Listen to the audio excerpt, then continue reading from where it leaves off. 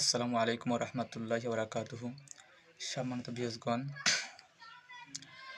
আমি কবিরাজ মোহাম্মদ আশরাফুল ইসলাম। আজকের আলোচনা করব জিনের আসর কয় প্রকার। জিনের আসর হচ্ছে দুই প্রকারের,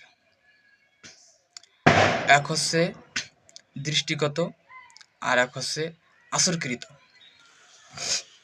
তো আমরা জানবো আসরকৃত জিনের সমস্যাগুলো, আর দৃষ্টিগত জিনের আলোচনা পরবর্তী ভিডিওতে জানানো হবে ইনশাল্লাহ।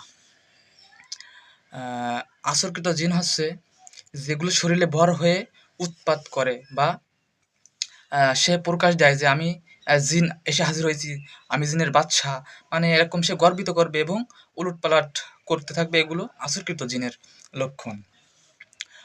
যেগুলো শরীরে ভর হয়ে কথা বলে, মানুষের সঙ্গে কথা বলে, উৎপাত করে বা অনেক ক্ষতিবৃদ্ধি করার চেষ্টা করে, এগুলা হচ্ছে মনে করেন আসরকৃত জিনের লক্ষণ বা সে প্রকাশ বোঝায়, যেগুলো মানুষ দেখে বুঝতে পারে।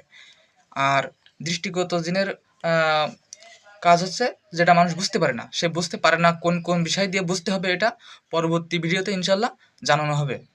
আর যাদের জিনের সমস্যা আছে বা জাদুর সমস্যা আছে, এগুলো চিকিৎসা নেওয়ার জন্য আমার সঙ্গে যোগাযোগ করতে পারেন। নাম্বার দেওয়া থাকবে ইনশাল্লাহ, সেই নাম্বারে যোগাযোগ করে এসে চিকিৎসা নিতে পারেন। ভিডিওটা এই পর্যন্তই শেষ করলাম। আসসালামু আলাইকুম রহমতুল্লাহি ওয়া বারাকাতুহু।